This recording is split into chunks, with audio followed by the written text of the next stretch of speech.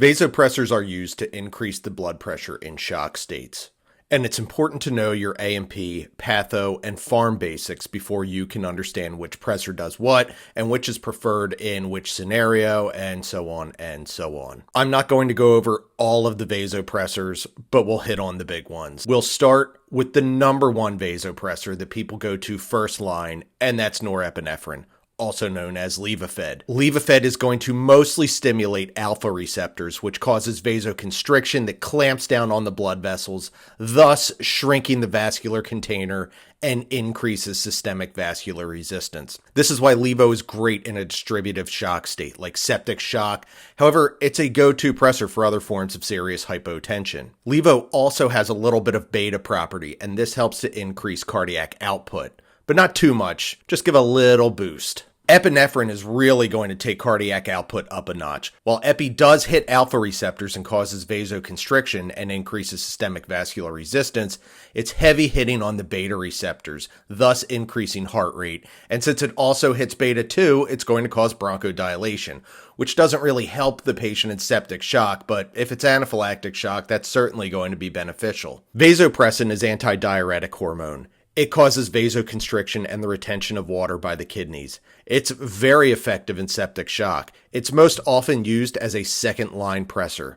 Take a patient in a ginormous septic shock state. They get put on Levo, they get not better despite titrating up and up and up, or maybe just a little bit better, and then they'll add a second pressor as a reinforcement, and then sometimes a third, even a fourth, and so on and so on. Phenylephrine is a pure alpha agent, thus causing vasoconstriction.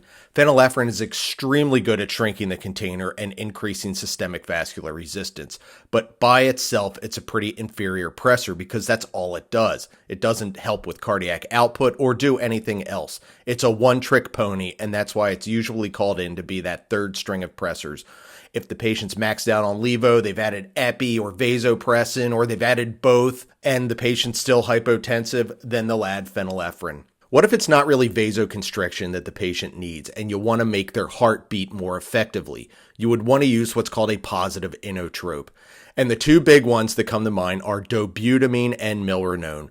Both increase the force of contraction of the heart, hence positive inotropy.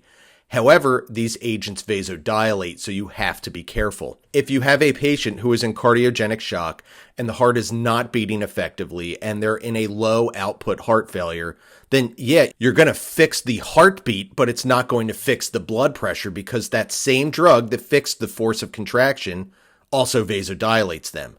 That's why you usually see these two pressors being helped out by another pressor, a friend that will cause vasoconstriction.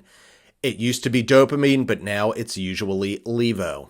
Let's talk about dopamine. Dopamine at higher doses, and we're not talking about the renal dose or the smedium dose that you heard about in paramedic school, and those doses both suck as well and don't do much good for the patient. But high-dose dopamine is going to hit the dopamine receptors, and cause an increase in cardiac output. It's going to cause vasoconstriction and increase the SVR. This is good and all, and if you give someone dopamine, they probably will have an increase in blood pressure, and that ubiquitous number on the monitor is going to look better, and you can pat yourself on the back that you've done good patient care because you treated the numbers. Dopamine is out. We now know that dopamine sucks, but it remains on EMS trucks because we still have a lot of dinosaur medical directors who insist that it was the best thing since sliced bread, along with bicarb pushes, back in their glory days of working in the ER in 1986. Plain and simple, dopamine is associated with more death and worse overall outcomes. They have done studies, they've replicated them, and they've filtered out confounding variables, and the consensus seems to be that using dopamine is an independent risk factor for the patient dying. Not to mention, but the other options we have on the pressor menu are much better. So to recap, if you don't know your A&P, patho, and pharm basics, you won't understand this stuff. And if you're the one who has to pick which pressor to use, you're going to look like Helen Keller trying to pick shoes to match a prom dress. Norepinephrine, first line in pretty much most, if not all, indications. Mostly alpha, which shrinks the container, a little bit of beta, which helps flow. Epinephrine is mostly beta with some alpha. Some use it first line. This tends to be EMS services. Critical care-wise, it's usually a second-line option along with vasopressin. Then you can go phenylephrine, which is pure alpha, dopamine and milrinone for increasing contractile force, but remember they vasodilate, so use caution, and they are used with another pressor that will increase the systemic vascular resistance. And dopamine's out. Dopamine is like the creepy uncle who drives a van, wears transition lenses, and takes yearly trips to Thailand. He's still part of the family, but everyone has really figured out that they don't want to invite him to the party.